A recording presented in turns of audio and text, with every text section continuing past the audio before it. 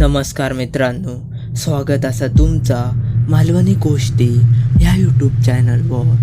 तर आज आपण बघणार असं एक जमीन हादरवून टाकणारी गोष्ट, ती वाट बघते भाग 4। पण यो व्हिडिओ सुरू करूच्या आधी जर तुम्ही अजून पण ह्यो यूट्यूब चॅनल सबस्क्राईब करूक नसाल तर सबस्क्राईब करा आणि त्याच्या बाजूक दिलेली घंटा ती दाबू अजिबात विसरा नको। चला तर मग व्हिडिओक सुरुवात करूया।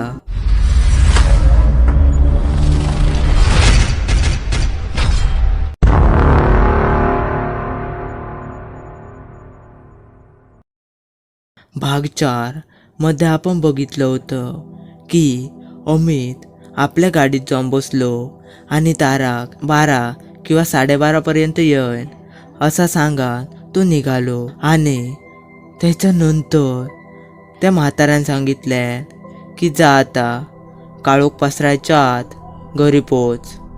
अमित आणि तारा दोघे घरी जाऊक निघाले। अमितान ताराक म्हटलं ती किती शक्तिशाली असा, आपण तिचा सामना करूक शकतो की नाही, आपण तिका ओळखायचा कसा आणि ती नक्की कोण असा, ह्याच्यानंतर काय घडला तर आपण ह्या पुढच्या भागात बघणारच असं। चला तर मग अमितच्या या प्रश्नांची ताराजवळ कायच उत्तर नाही होती। तारा मनात विचार करत होती, खराच अमित म्हणता त्या बरोबर असा। ती 1000 वेताळ बोटावर नाचवता तिच्या समोर आम्ही कायची, पण काही करून आपल्याक सुशांताक वाचवचा असा।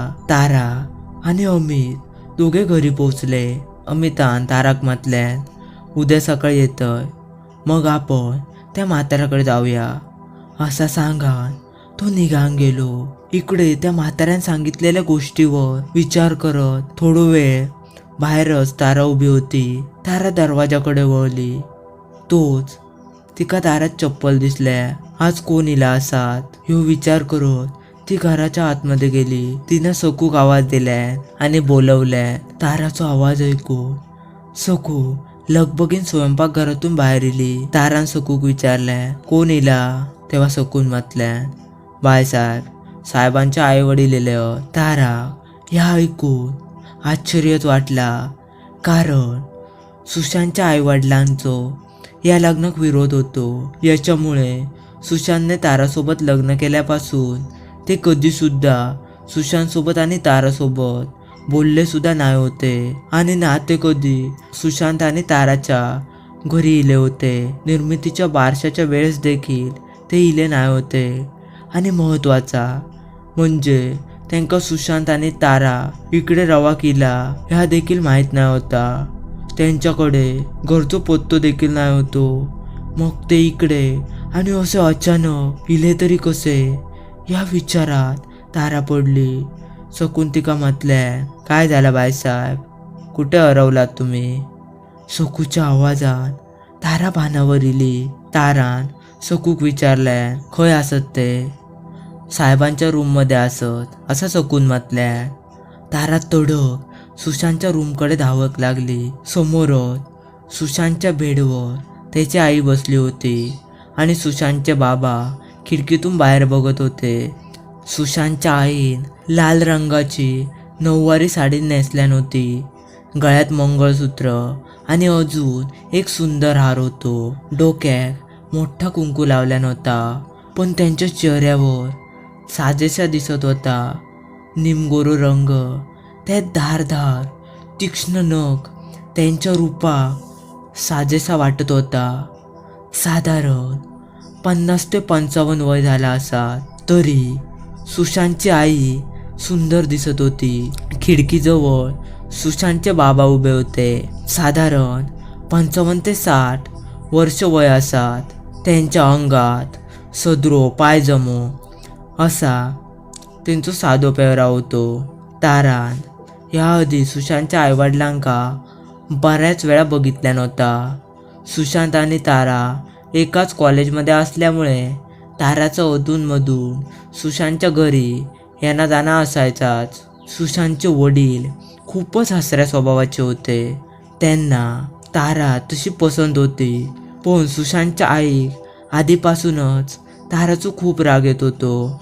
ताराच्या आणि सुशांतच्या लग्नाक सुशांतच्या आईचाच विरोध होतो आणि नाईलाजान सुशांतच्या वडिलांनी तिच्या लग्नाक नकार दिल्याने. तशी सुशांतची सख्खी आई नाही होती. सुशांतची सख्खी आई सुशांत लहान असतानाच वारली. म्हणान सुशांतच्या वडिलांनी सुशांताक आईची माया मिळावी म्हणान दुसरं लग्न केल्याने होता. त्याच या सुंदराबाई नावाप्रमाणे सुंदर पण खाष्ट स्वभावाच्या. सुशांत सोबत पण थोड्या दुसऱ्या सारख्या वागायच्या.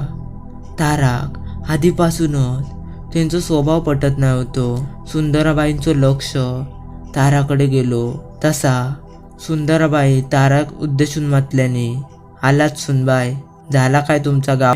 कारण सुंदराबाई तर आताच इले होते. मग ह्या सर्व त्यांका कसा काय माहीत? ते एकतर कितीतरी वर्षांनी आणि अचानक इले त्यांका इतलो पत्तो सुद्धा माहीत नाही होतो. आणि तरी सुद्धा ते अचानक इले. आणि महत्वाचा म्हणजे डॉक्टरांनी जा सांगितल्याने होता त्या त्यांका कसा माय? असे एक नाही तर अनेक प्रश्न ताराच्या मनात येत होते. तिच्या डोक्यात अचानक त्या म्हाताऱ्याचे बोल घुमाक लागले. ती तिच्या सावजाच्या आसपासच रवतलिया. ती तुझ्या घरातच असतात ह्यो विचार येताच ताराच्या अंगावर सारखं काटो जिलो. ताराच्या मनात अनेक प्रश्न निर्माण होत होते.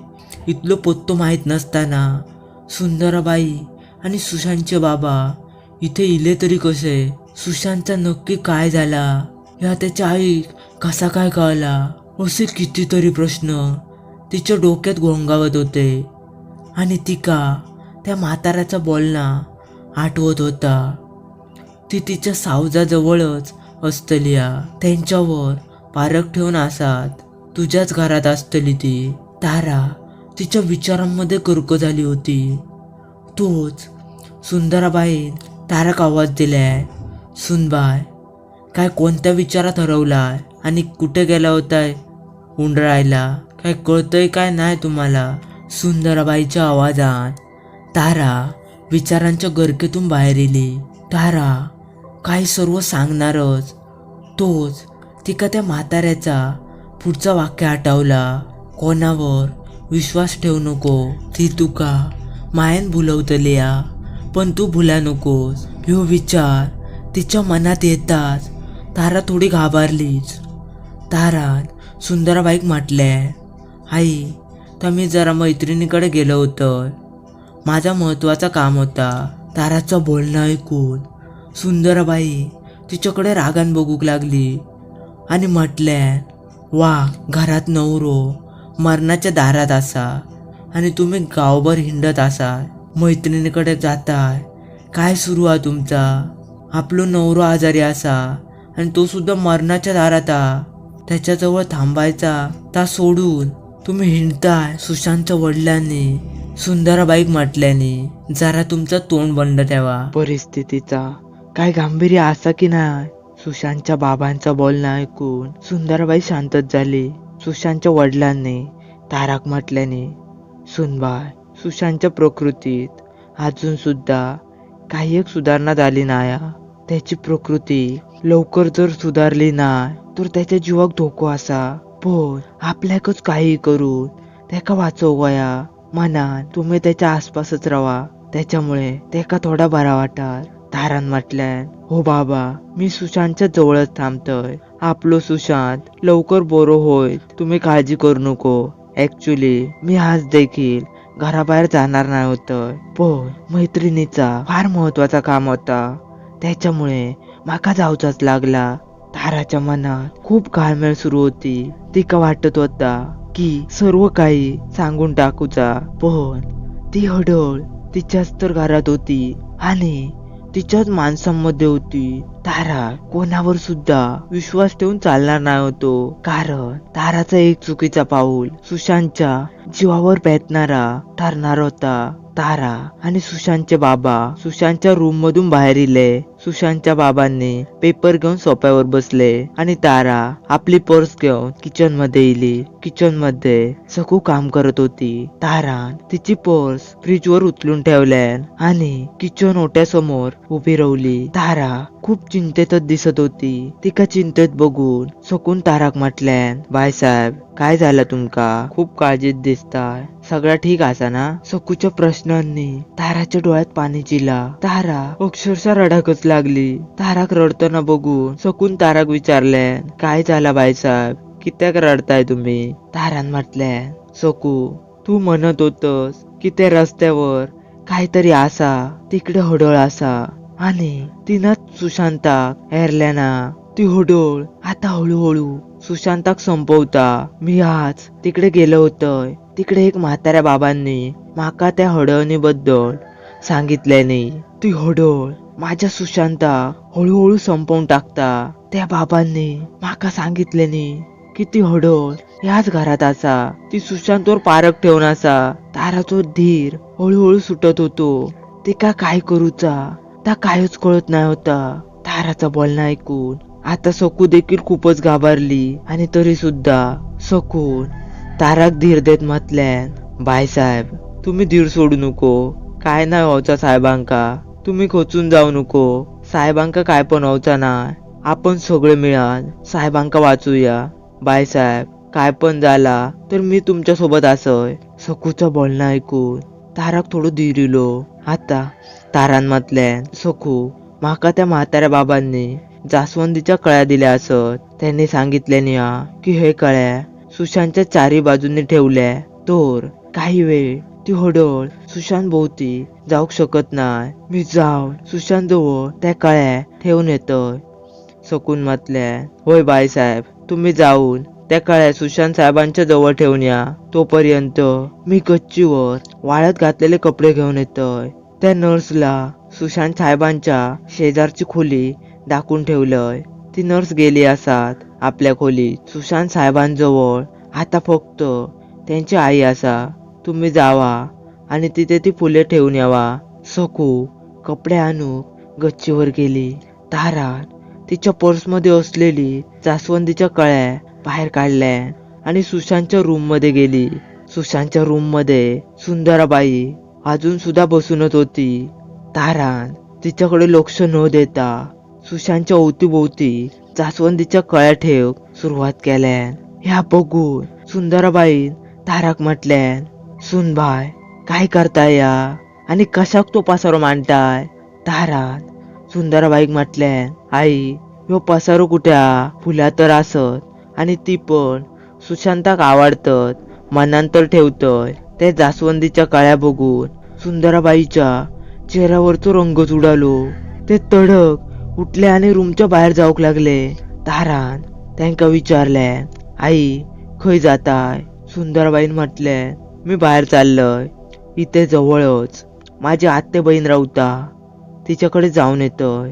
तारान म्हटल्यान, आई पण आता रात्रीचे 8 वाजलेत आणि एवढ्या रात्री तुम्ही अशा अनोळखी परिसरात बाहेर जाणं योग्य दिसत नाही. तुम्ही उद्या सकाळी जावा. सुंदराबाई आता जरा रागातच म्हटल्यान, मी खय जायचा आणि कधी जायचा या माझं मी ठरवतलंय. तुम्ही तुमचं काम करा असं म्हणान त्या तारा निघानच गेले. त्यांचा या वागणा तारा खूपच विचित्र वाटत होता. तारान सुशांत भोवती कळ्या ठेवल्या आणि बाहेर इली. तिनं जेवणाची तयारी केल्यान. सुशांतच्या बाबांका जेवक बसवल्यान. सकून त्यांका आणि ताराक ताट वाढल्या नव्हता आणि निर्मिती रडत असा. मी तिच्याजवळ थांबतोय असं सांगून वरच्या मजल्यावर सकू निघान गेली.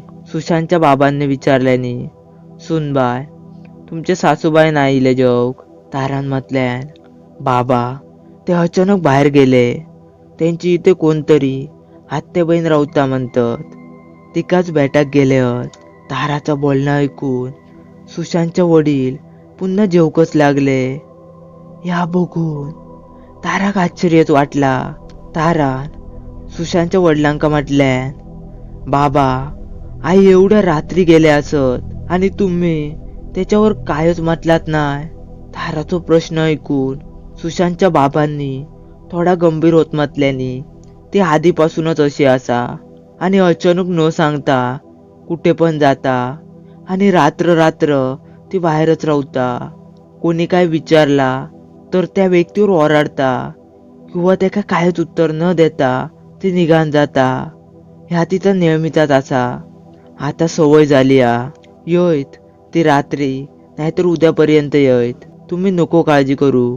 सुशांतच्या वडिलांचा ह्या उत्तर ऐकून तारा थोडी आबाकलीच, पण तिनं तिच्या चेहऱ्यावर न दाखवता जेवण सुरू केले. जेवण वगैरे झाला. सुशांतचे बाबा झोपाक गेले.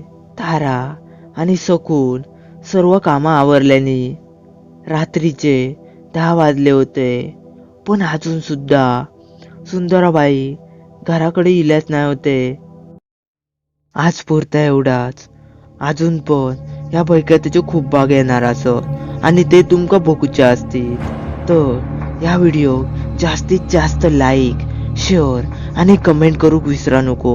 आणि राहुलाच असाल तर चॅनल सबस्क्राईब नक्की करा. चला तर मग भेटाया पुढच्या व्हिडिओत. तोपर्यंत धन्यवाद.